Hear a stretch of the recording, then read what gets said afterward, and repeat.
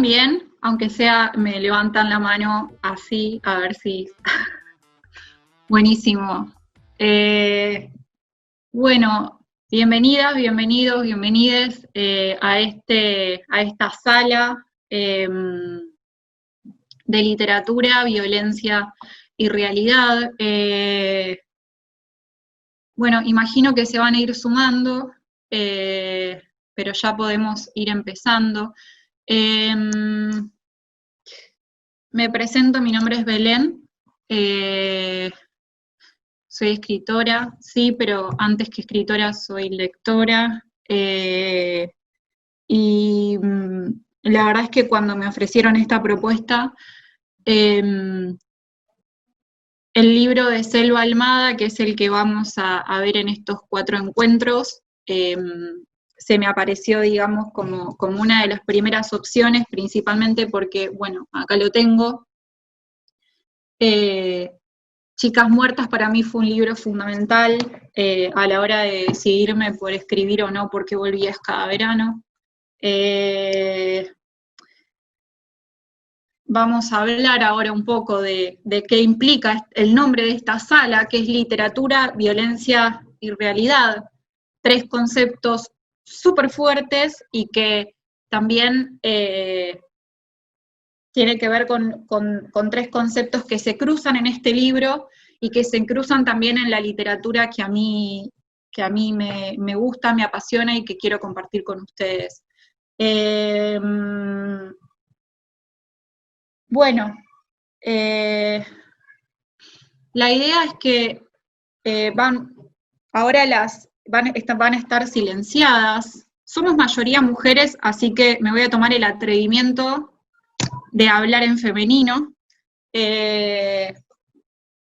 Van a estar silenciadas, pero sin embargo, la idea es que sea un encuentro colectivo, de un ida y vuelta, de interacción, no solamente sobre el libro. De cualquier manera, a mí me gustaría saber quién de ustedes tiene el libro, o leyó sobre el libro, o lo tiene al alcance. Por lo menos háganme así, como para yo saber hasta dónde puedo ir profundizando.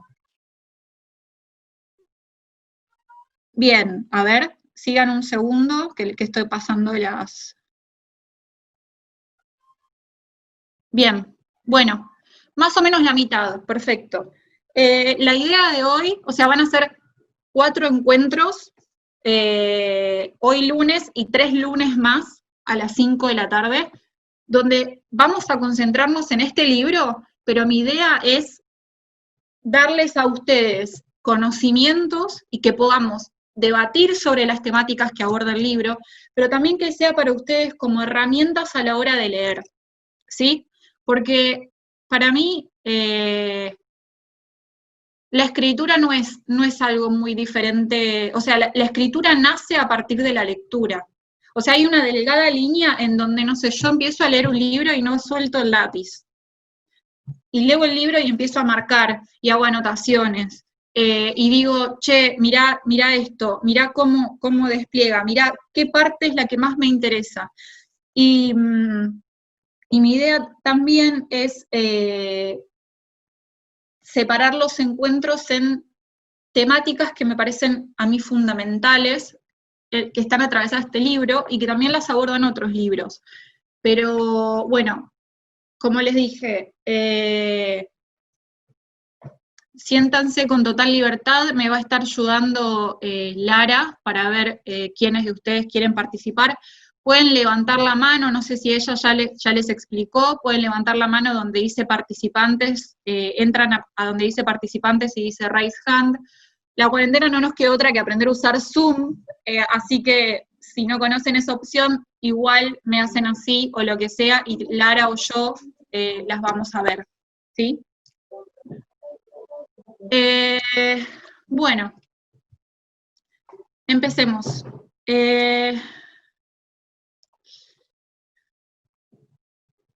Este libro, como les dije, es un libro que para mí fue fundamental, es cierto, pero que que al día de hoy también resulta fundamental, es un libro que se publicó en el año 2014, y que para mí fue muy importante porque me permitió dar cuenta de cómo la literatura podía hablar, podía poner voz sobre temas que venían silenciados, podían poner voz a mujeres que habían sido asesinadas. Esto por un lado.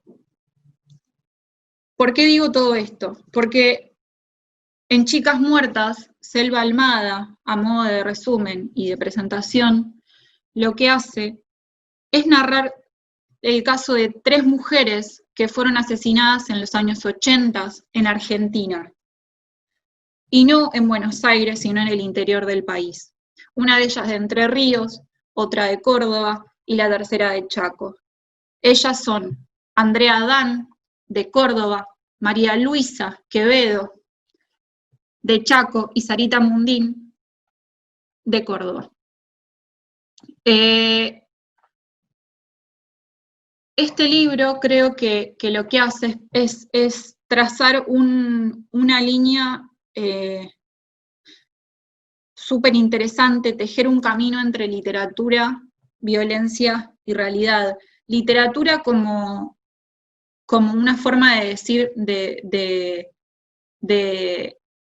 llamar, digamos, también a la ficción, o a los recursos o las herramientas de la literatura, con la temática de la violencia y la realidad que podríamos decir que puede tener que ver con las crónicas o los relatos de no ficción.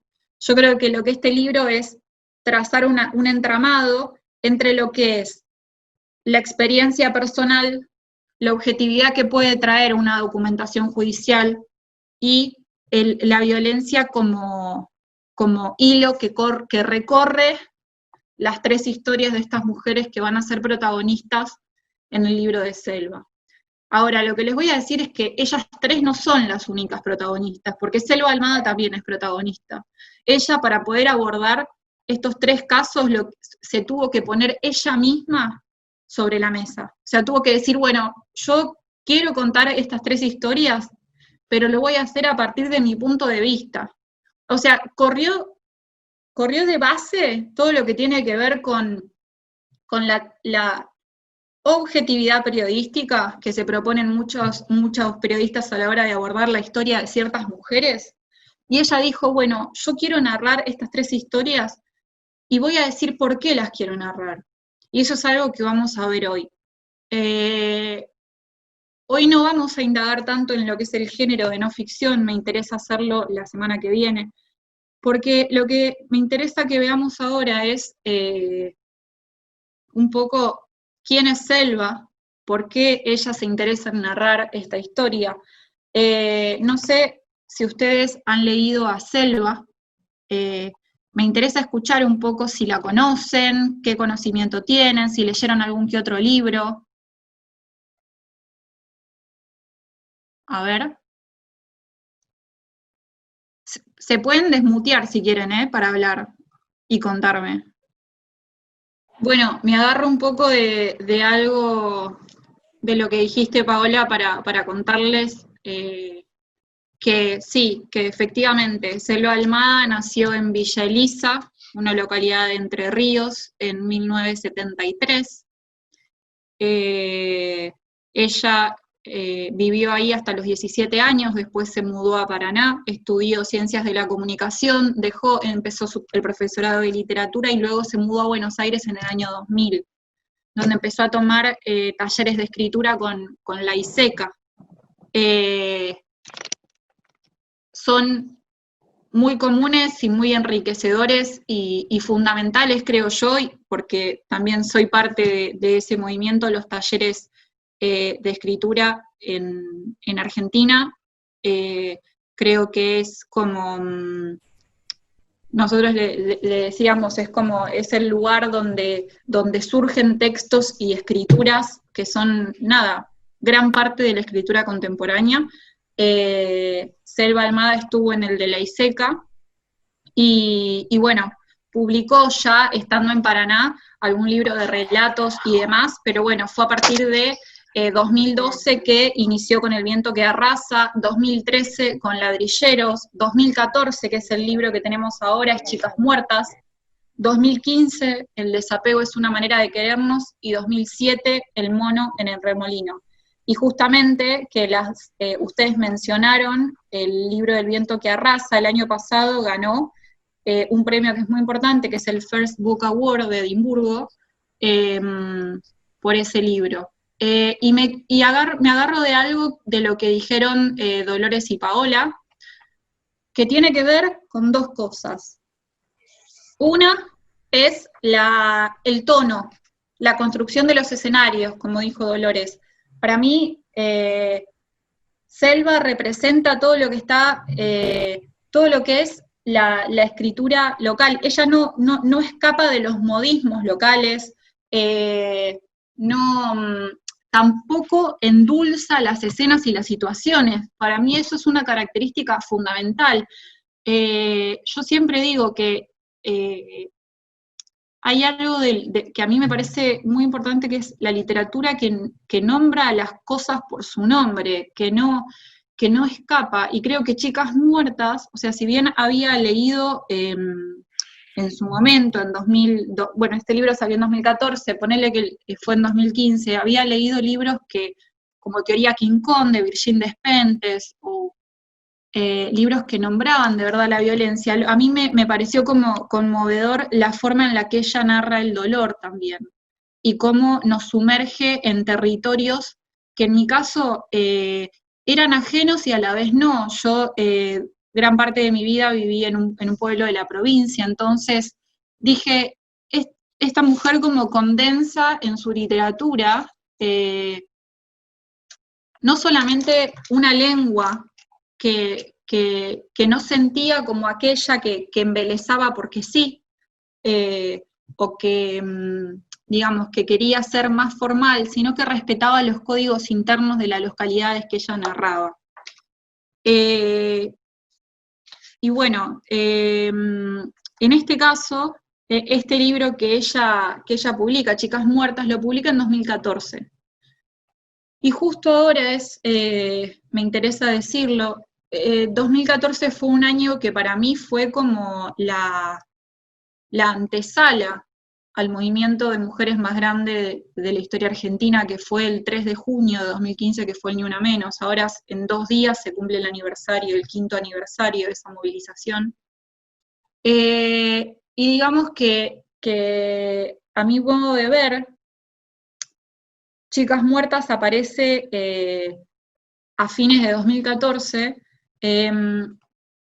y viene a poner voz a estas historias cuando hacía recién muy poco que se nombraba, que se denominaba femicidio a los crímenes de género, legalmente, ¿no?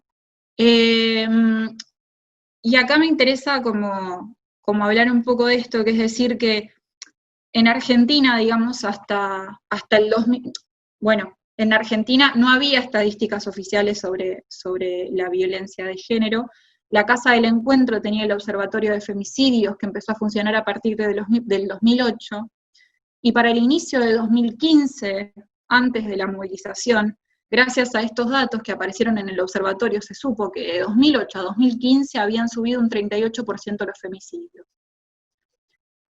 Y justamente los primeros meses de 2015, cada vez fueron más los femicidios y además todos son cruentos, pero empezaban a llegar a los medios y digamos, yo creo que algo que fue importante es que en ese momento hubo un eco también y una impronta de poder debatir o refutar el tratamiento que tenían los medios sobre esos casos de femicidios que empezaban a aparecer en las portadas de los diarios más importantes. Yo acá tengo solamente, les quiero mostrar nada más un segundo, porque justo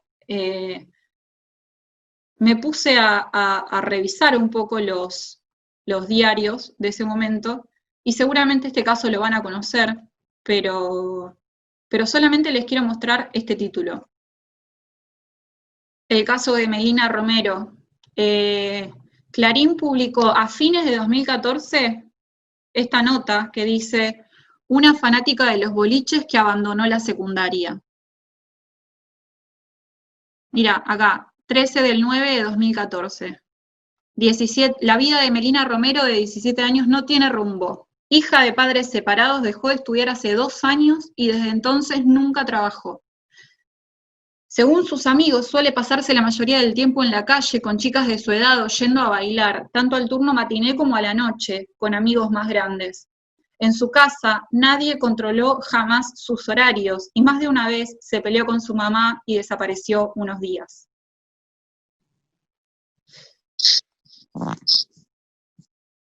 Ese era el tratamiento que los medios hacían de los femicidios. ¿Qué pasa con este libro de Selva, que llega también en 2014 y que viene a contar la historia de estas 3 mujeres, pero a contar la historia, no a crear estereotipos de víctimas, de buenas o malas víctimas? Entonces, la importancia que tiene en este contexto es fundamental. Y digo previo al primer Ni Una Menos, porque el primer Ni Una Menos fue el 3 de junio de 2015, si surgió a partir de un llamamiento que motivó a periodistas, activistas y demás, incluyendo a Selva y a otras escritoras de ese momento, que en ese momento también se agruparon, a esta primera movilización frente al Congreso y en 80 ciudades del interior del país, a partir del femicidio de Chiara. El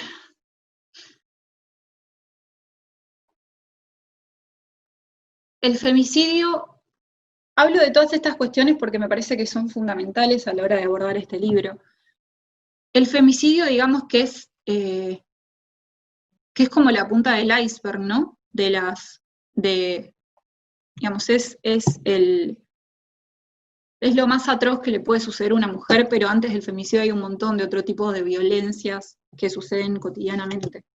El femicidio es el asesinato de una mujer solo por el hecho de ser mujer, más allá de si es en el ámbito público o en el ámbito privado, y si existe o nunca existió una relación entre el agresor y la mujer. Recién, y por qué digo que Selva se mete con 3 femicidios de los años 80, cuando en ese entonces ni siquiera se denominaban femicidios los asesinatos de mujeres, solo por el hecho de ser mujeres. Porque en Argentina, recién en noviembre de 2012, la Cámara de Diputados aprobó la norma que agrava la pena del homicidio de una mujer o persona trans cuando esté motivado por su condición de género. O sea, en Argentina fue recién en 2012. Y podríamos decir, bueno, ¿la situación cambió? No, no cambió. ¿En situación de pandemia cambió? No, no cambió, empeoró, se agravó. Hoy por hoy hay un femicidio cada 32 horas según el observatorio, ahora que sí nos ven. Habiendo hablado de esto, que me parecía importante a la hora de empezar, vamos a pasar al libro.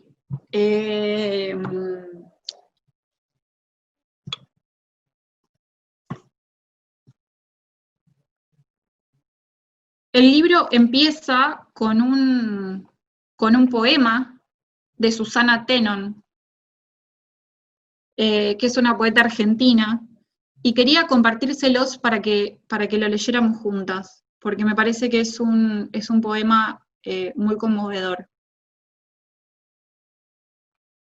Se los comparto. Dice: ¿por qué grita esa mujer? ¿Por qué grita? ¿Por qué grita esa mujer? Andás a ver. Esa mujer, ¿por qué grita? Andás a ver. Mirá qué flores bonitas. ¿Por qué grita? Jacintos, margaritas. ¿Por qué? ¿Por qué qué? ¿Por qué grita esa mujer? Y esa mujer, vaya a saber. Estará loca esa mujer. Mirá los espejitos. ¿Será por su corcel? Andás a ver. ¿Y dónde oíste la palabra corcel? Es un secreto esa mujer. ¿Por qué grita? Mirá las margaritas, la mujer, espejitos, pajaritas que no cantan. ¿Por qué grita? Que no vuelan. ¿Por qué gritan? Que no estorban. La mujer, y esa mujer, y estaba loca mujer, ya no grita. ¿Te acordás de esa mujer?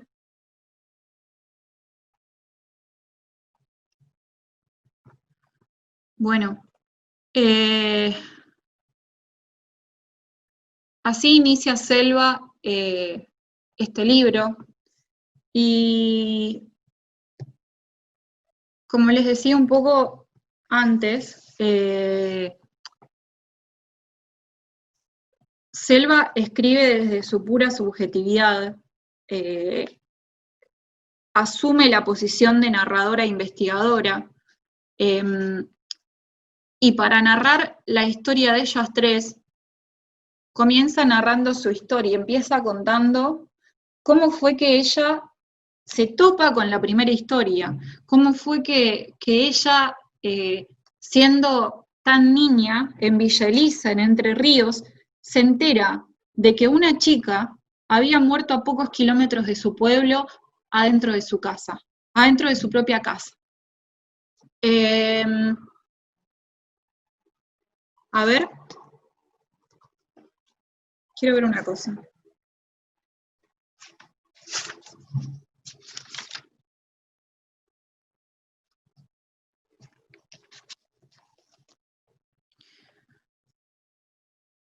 Les voy a leer este primer fragmento, quienes lo tienen, me siguen con el libro, es el inicio del primer capítulo.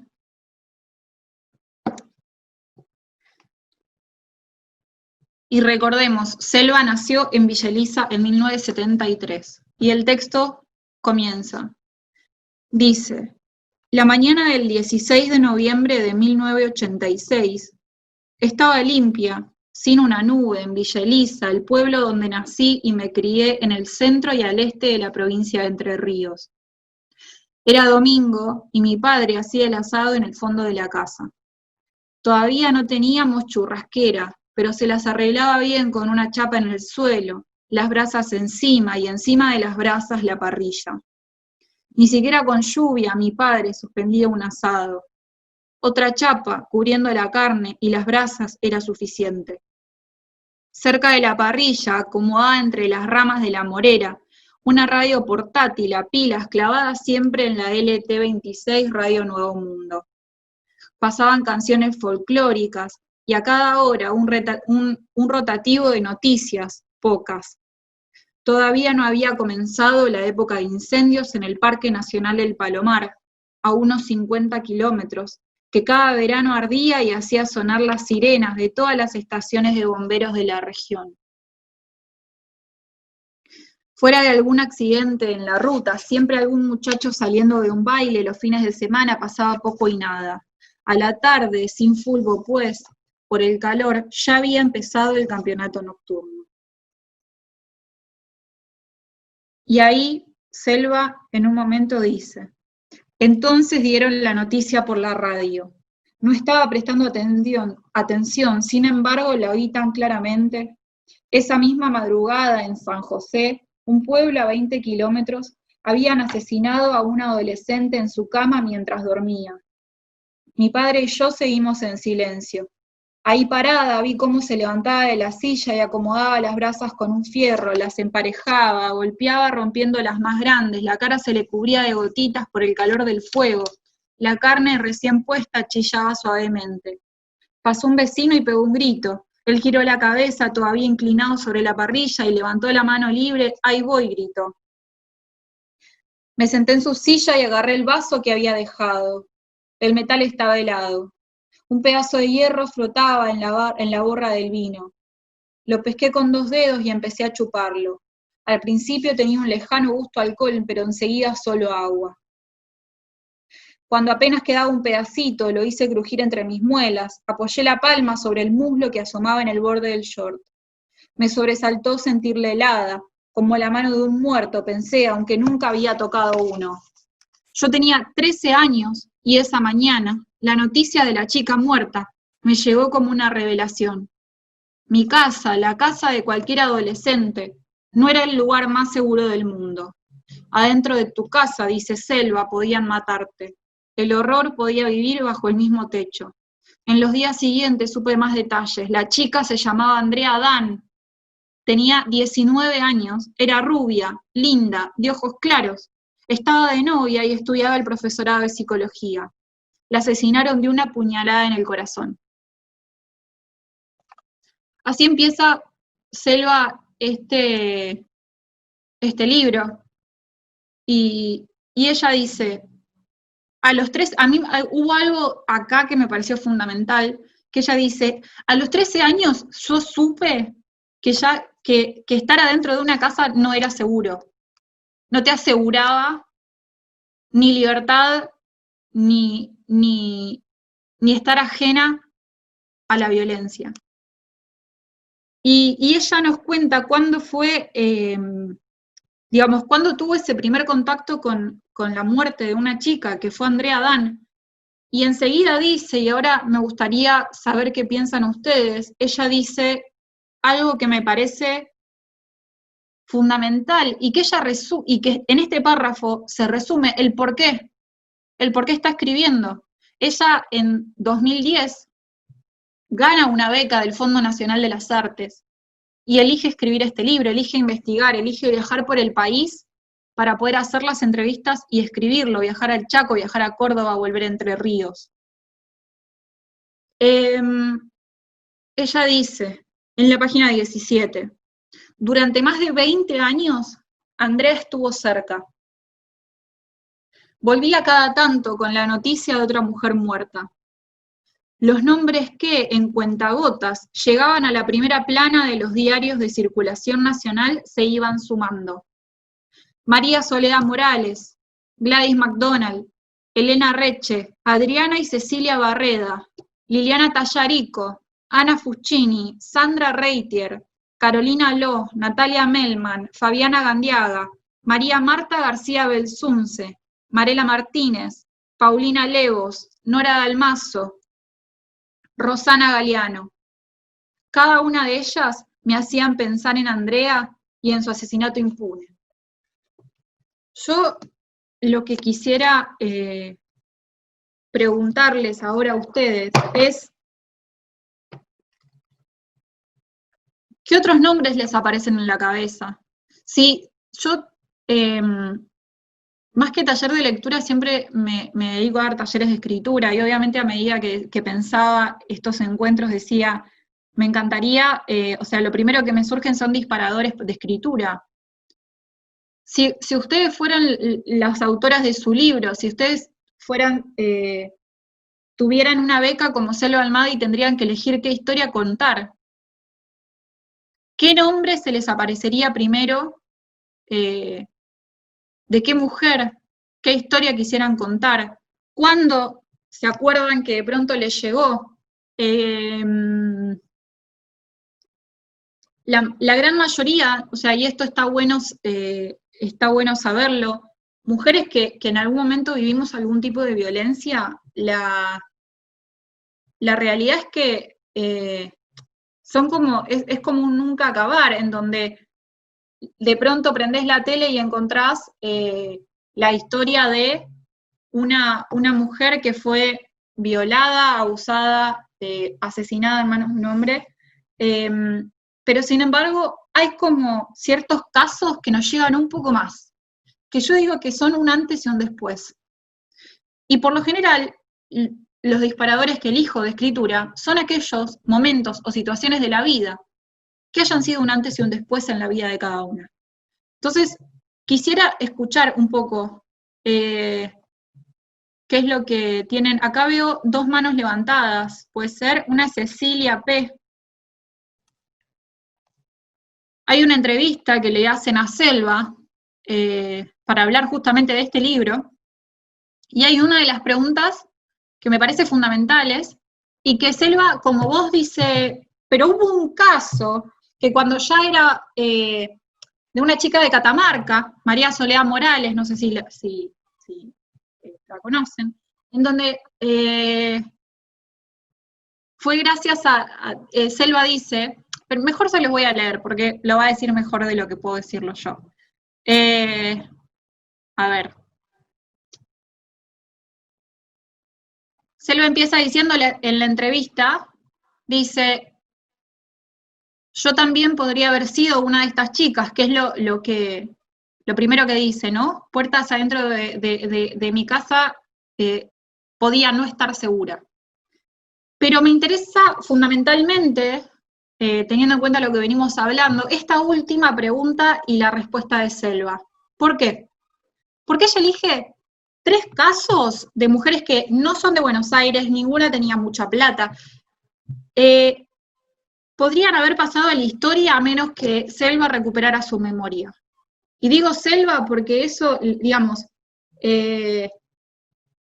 me parece que nada, que es ponerle voz a mujeres que no la tienen porque no están o porque no las tuvieron, y que muchas veces se trata también de ponerle voz a nosotras, ponernos voz a nosotras mismas, ¿no? Depende, digamos, la historia. Pero acá le preguntan, 2 de las mujeres asesinadas, Sarita y María Luisa, eran chicas muy pobres. ¿Los crímenes de mujeres pobres se olvidan más fácilmente que el asesinato de una joven de clase media? Y Selva responde, sí, a una mujer pobre asesinada se le da menos importancia. María Luisa había empezado a trabajar de mucama. Estuvo desaparecida 3 días y cuando los hermanos fueron a hacer la denuncia de su desaparición les dijeron que seguramente se fue con un noviecito, como restándole importancia. Esto fue en 1983. O sea que todavía era la misma policía de la dictadura, algo que seguramente contribuyó a que no se le diera demasiada importancia al caso. Sarita, además, era prostituta, otra característica por la cual, además de ser mujer y pobre, la policía le dio menos relevancia. El caso de María Soledad Morales marcó un antes y un después en el tratamiento de estos casos. Si no hubiese intervenido la monja Marta Peloni, no se habría esclarecido el crimen, porque se empezaba a decir que María Soledad andaba con un tipo casado. En la mayoría de estos casos termina siendo cuestionada la forma de vida de la víctima, y no la manera en que es impunemente asesinada. Esto dice Selva, y quiero mostrarles algo en relación a, cuando yo les digo a ustedes que me gustó de quiénes y cómo recordaban que habían, nada, por lo menos tocado y oído por primera vez en su vida alguna de estas historias. A mí me interesaba contarles que en mi caso, no sé si lo recuerdan, en 2018 hubo un tema que me llegó mucho, que fue el de Sheila. No sé si lo recuerdan. Fue un caso que en San Miguel, donde ella muere en manos de su tío. Yo escribí este texto, que es un texto que salió en su momento, es de octubre de 2018.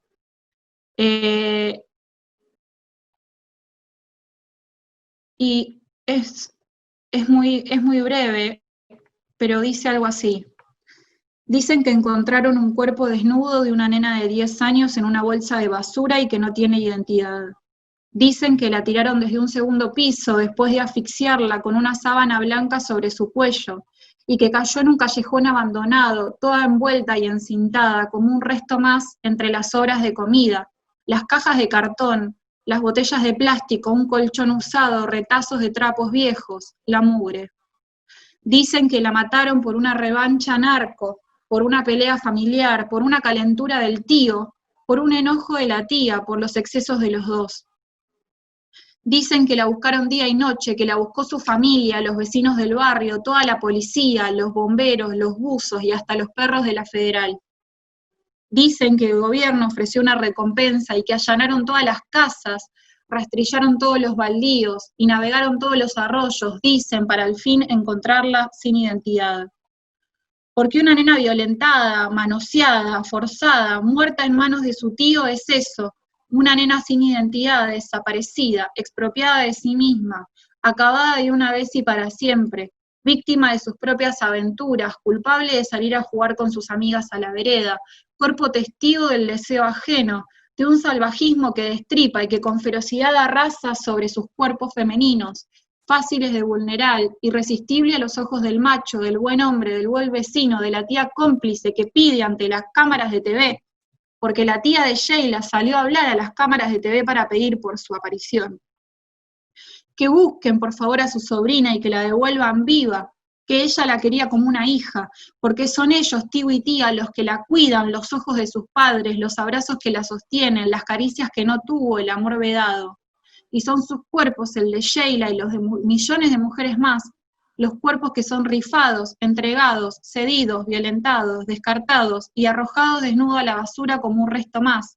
Dicen, sin identidad, porque la matan por nena, no por Sheila, la golpean por mujer, no por Sheila, y la recuerdan por víctima, por desecho, por huella viva del maltrato, y no por Sheila. ¿Por qué les muestro esto? Porque para mí hay casos que nos resuenan, y a mí me interesa que si ustedes, a partir de esta pregunta que yo les hice, tienen casos que les resuenan, que les vienen a la cabeza, y que, a mí me interesaría poder, más allá de que esto se trata de un taller de lectura y demás, para mí, como les dije al principio, hay una línea muy delgada entre la lectura y la escritura, y para mí no hay poder, aunque sea escuchar de ustedes, por ahí lo pueden hacer para la próxima, o podemos ver de poder reunirlos y enviarlo y tenerlos, aunque sea, si ustedes tienen ganas de escribir un párrafo sobre ese caso que recuerdan, ¿por qué lo recuerdan? ¿Cómo lo recuerdan? ¿Por qué se les viene a la memoria? En este caso, para mí, yo amanecí y vi la cara de la tía de Sheila en la tele pidiendo porque aparezca, pidiendo justicia por Sheila. Y horas después la encontraron asesinada en el baldío al lado de su casa. La habían asfixiado con una sábana y estaba tirada entre los desechos de basura. Entonces, un párrafo nada más, pero ahora vean, si pueden, lo que podemos hacer es ahora lo pienso, pero podemos ver o de leerlos la semana que viene un párrafo, o de que me lo manden y armamos aunque sea una carpeta de Drive y los tenemos ahí, quien quiera subirlo. A mí me encantaría poder conocer las historias que a ustedes les aparecen. Bueno, no sé. Me dijeron que tenía que hacer un... Sí.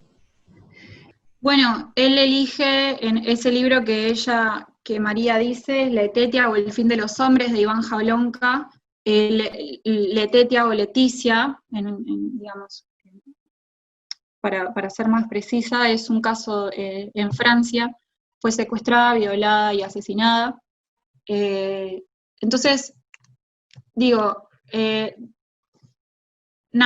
después vemos cómo organizarlo, pero me parece que para que ustedes entiendan esa delgada línea entre lo que es la lectura y la escritura, entre qué puede convocar, qué puede generar un libro, el libro que, por ejemplo, en este caso, Chicas Muertas, que al cerrar la página yo sentí la necesidad de escribir mi historia. Entonces, lo que me parece importante de acá es poder ver esto que a ustedes les aparecen y poder como retomarlo. A mí me interesa, por otra parte,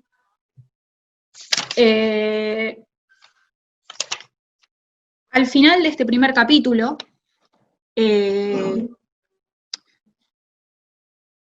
Selva menciona 2 historias, si no me equivoco, de su pueblo, como que dice, bueno, yo escuché estas historias, yo escuché esta historia a los 13 años de Andrea, que es la primera de las 3 mujeres de las que estamos hablando y de las que va a hablar Selva en el libro, pero dice,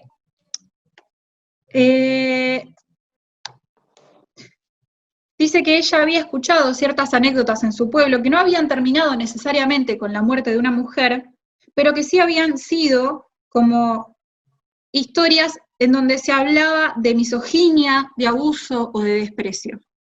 De esta historia, todos tenemos 1.000.000, ¿no?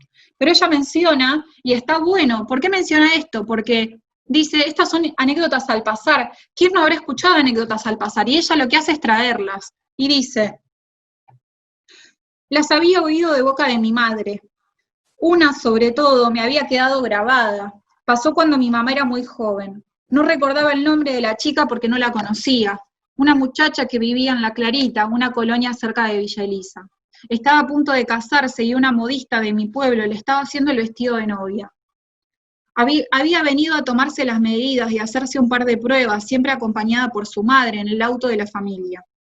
A la última prueba vino sola, nadie podía traerla, así que se tomó un colectivo.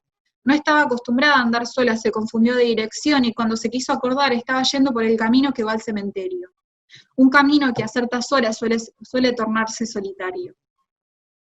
Cuando vio venir un coche, pensó que lo mejor era preguntar antes de seguir dando vueltas perdida.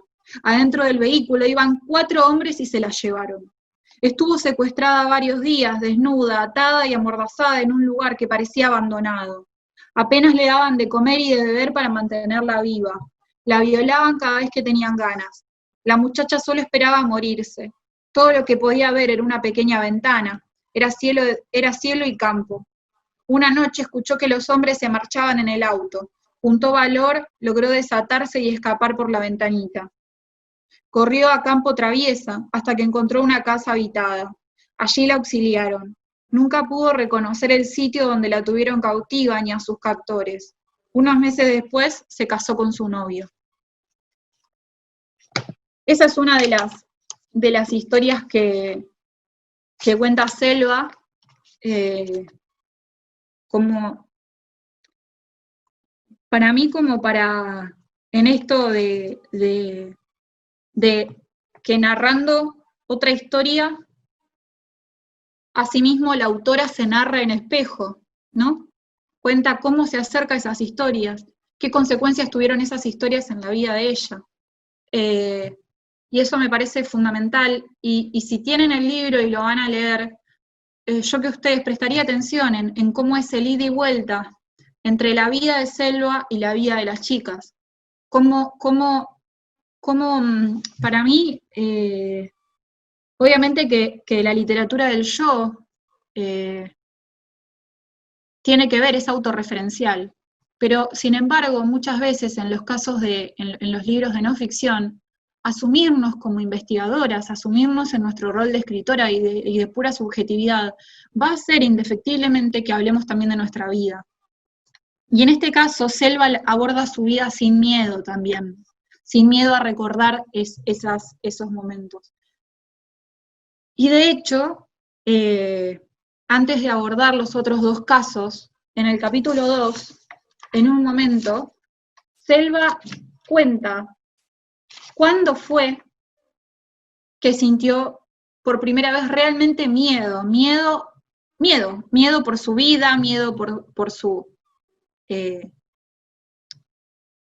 miedo a ser de verdad, por primera vez a ser violentada, ¿no?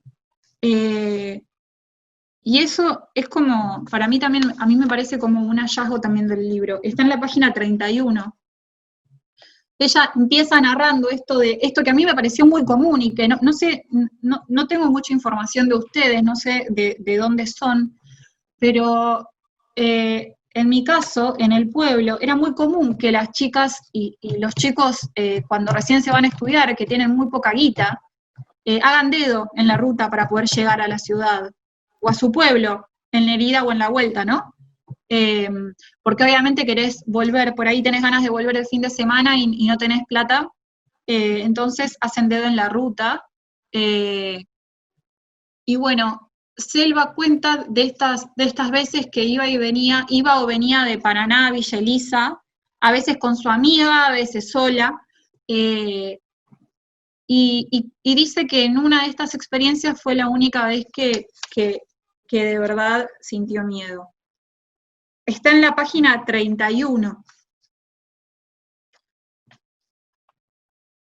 Y dice, sin embargo, una sola vez sentí que realmente estábamos en peligro. Veníamos con una amiga desde Villa Elisa, Paraná, un domingo a la tarde. No había sido un buen viaje. Nos había ido llevando de a tramos. Subimos y bajamos de autos y camiones varias veces. El último nos había dejado en un cruce de caminos cerca de Viale, a unos 60 kilómetros de Paraná. Estaba atardeciendo y no andaba un alma en la ruta. Al final vimos un coche acercándose. Era un auto anaranjado, ni viejo ni nuevo. Le hicimos seña y el conductor se echó sobre la banquina. Corrimos unos metros hasta alcanzarlo. Iba a Paraná, así que subimos. Mi amiga junto al hombre que conducía, un tipo de unos 60 años, y yo en el asiento de atrás. Los primeros kilómetros hablamos de lo mismo de siempre, el clima, de dónde éramos, lo que estudiábamos. El hombre nos contó que volvía de unos campos que tenía en la zona. Desde atrás no escuchaba muy bien y como vi que mi amiga manejaba la conversación, me recosté en el asiento y me puse a mirar por la ventanilla. No sé cuánto tiempo pasó hasta que me di cuenta de que sucedía algo raro. El tipo apartaba la vista del camino e inclinaba la cabeza para hablarle a mi amiga, estaba más risueño. Me incorporé un poco, entonces vi su mano palmeando la rodilla de ella. La misma mano subiendo y acariciándole el brazo. Empecé a hablar de cualquier cosa, del estado de la ruta, de los exámenes que teníamos esa semana, pero el tipo no me prestó atención. Seguía hablándole a ella, invitándola a tomar algo cuando llegáramos. Ella no perdía la calma ni la sonrisa, pero yo sabía que en el fondo estaba tan asustada como yo. Que no, gracias, tengo novio, y a mí qué me importa, yo no soy celoso, le dijo él. Tu novio debe ser un pendejo, ¿qué puede enseñarte de la vida? Un tipo maduro como yo es lo que necesita una pendeja como vos. Protección, solvencia económica, experiencia. Las frases me llegaban entrecortadas. Afuera ya era de noche y no se veían ni los campos al borde de la ruta. Miré para todos lados, todo negro. Cuando me topé con las armas acostadas en la luneta del auto, atrás de mi asiento se me heló la sangre. Eran 2 armas largas, escopetas o algo así. Mi amiga seguía rechazando con amabilidad y compostura todas las invitaciones que él insistía en hacerle, esquivando los manotazos del hombre que quería agarrarle la muñeca. Yo seguía hablando sin parar, aunque nadie me prestaba atención. Hablar y hablar, y eso que yo no hablo nunca, un acto de desesperación infinita. Entonces lo mismo que me había helado la sangre me la devolvía al cuerpo. Yo estaba más cerca que él de las armas, aunque nunca había disparado una. Por fin las luces de la entrada a la ciudad, la YPF donde paraba el rojo que nos llevaba al centro.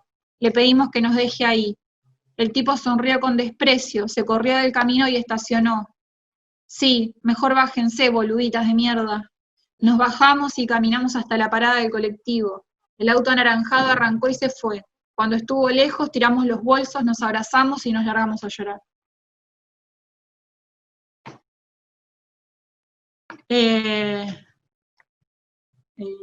Fue y es también maestra mía. Ella dice, sí, está bien, la literatura está cada vez más al alcance de todos y todas, ¿no? En términos de lo que es que en su momento la escritura era más para una aristocracia, o ella también decía para varones de la élite, ¿no? Pero dice, también sucede algo, que es que la literatura es para todos, sí, pero primero tenés que tener un plato de comida. Yo creo que lo mismo sucede en general, en el sentido de que hay ciertas preocupaciones o ciertas cuestiones que podemos empezar a profundizar, a ver, a leer, a escribir o lo que sea, o a cuestionar, sin duda en general, pero también siento que no todo es en las mismas condiciones para todos, y que esos mensajes tan, como vos decís, con tanto disciplinamiento de los medios desde hace tantos años y que al día de hoy continúan, es realmente grave porque no, digamos, no son recibidos de la misma manera en todos lados, y realmente tienen un peso, muy fuerte en el imaginario, en las formas. Así que sí, es un mensaje, muy, muy, muy complejo, y estaría bueno desarmarlo, como decía un poco antes, esto de nombrando, mencionando, Sí, escribiendo. quiero, porque ya son y 25, quiero cerrar presentando el caso de María Luisa y de Sarita, que obviamente después les vamos a profundizar un poco más. Y después las cerramos todas juntas, pero en el segundo capítulo, Selva comienza hablando de María Luisa Quevedo, que es esta chica de Chaco que desaparece cuando se va a trabajar. Voy a leer algún fragmento de la presentación que ella hace. Ella dice: desde la mañana temprano el sol calentaba las chapas del techo de la casa de los Quevedo, en el barrio Monseñor de Carlo, de la ciudad de Presidencia Roque Sáenz Peña, Chaco. Los primeros días de diciembre preludiaban el álgido verano chaqueño con temperaturas de 40 grados.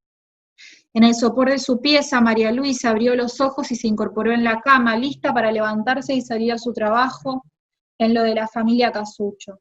Hacía poco que trabajaba ahí de mucama. Para vestirse eligió prendas frescas pero bonitas. Le gustaba andar arreglada en la calle, aunque para trabajar usara ropa de fajina, una remerita y unas polleras viejas, desteñidas por el sol y las aplicaduras de lavandina.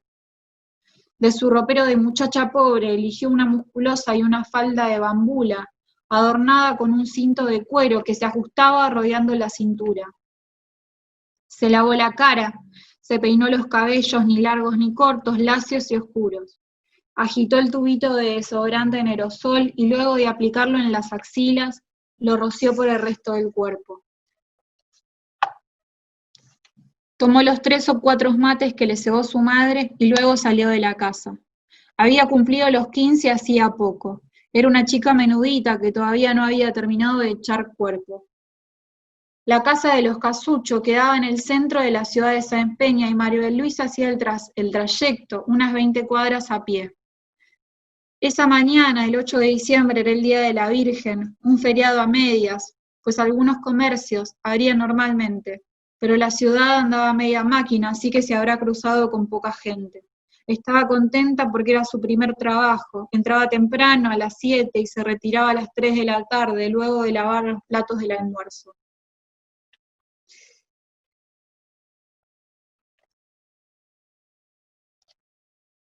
Dice, les quiero solamente para no leerles tanto, dice, la búsqueda por parte de la policía apenas había comenzado cuando la mañana del domingo 11 de diciembre sonó el teléfono de la comisaría primera.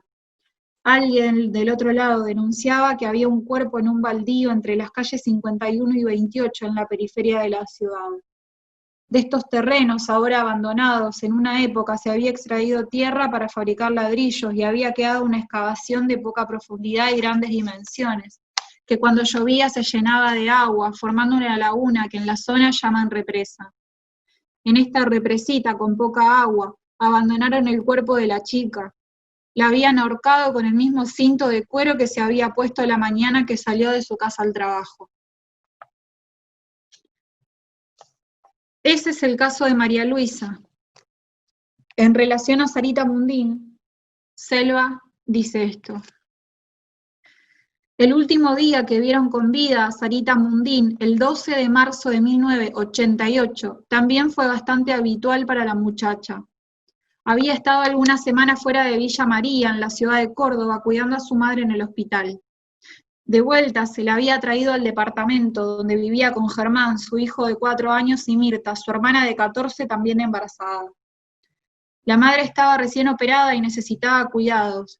Para las hermanas Mundín sería más fácil atenderlas si vivían en el mismo lugar. Se acomodaron como pudieron en el departamento, que era muy pequeño.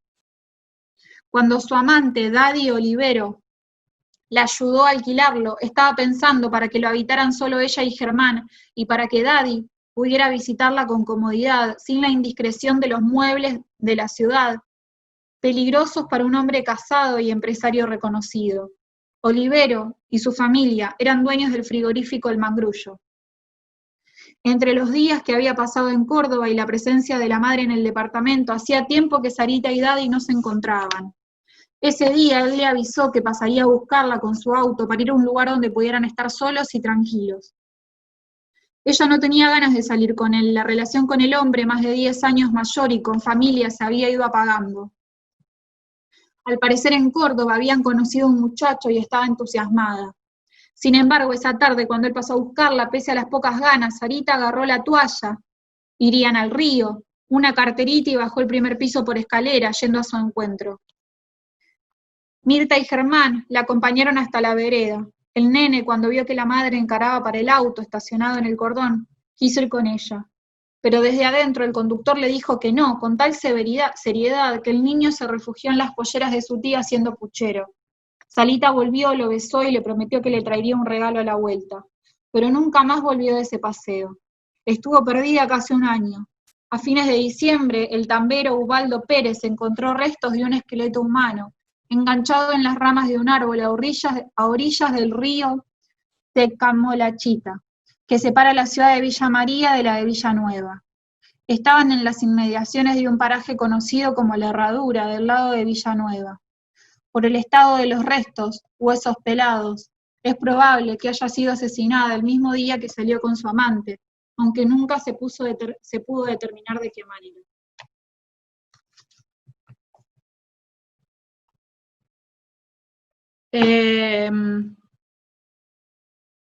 Bueno, estos son los 3 casos que Selva va a ir investigando y narrando a lo largo del libro.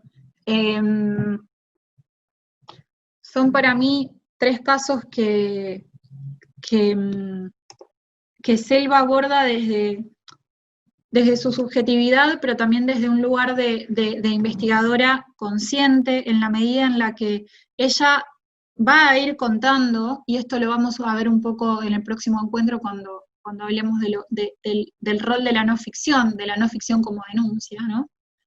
Pero ella va a ir contando a las personas que entrevista, los encuentros que tiene, el rol clave que tuvo una señora que ella fue a ver, que es como una vidente, que lo que hace es mostrarle cosas que en su investigación no ve, que la guían en sus pasos para contar la historia de las chicas. Pero nada, si tienen ganas, yo les propongo esto, de que aunque sea en un párrafo, digo un párrafo porque somos muchos y estaría bueno poder escuchar aunque sea un poco de cada uno. Si quieren traer la semana que viene esto de qué historia les llegó, cómo les llegó, aunque sea una imagen de ese momento. Vieron que cuando Selva narra su experiencia, esa experiencia que a ella le generó tanto miedo viajando de Villa Elisa a Paraná, es como si se situara en ese momento, diciendo, así había caído la noche, las escopetas estaban atrás mío, el tipo le agarró la pierna y seguía subiendo por su brazo, yo hablé, aunque no hablo, como si nos lleva a ese momento, y respetando siempre su lenguaje, que tiene que ver con su procedencia, que hace y nos hace a cada uno de nosotros. Entonces está bueno como respetar el lenguaje que tenemos, no querer como imponerse de una manera que no somos, ¿no? Usar nuestro lenguaje y no edulcorarlo, creo que son claves de Selva y que son claves para mí en la escritura en general. Quisiera escuchar, aunque sea un poco, les espero el lunes que viene, si pueden leer por lo menos hasta el capítulo 5 o 6, quienes tienen el libro.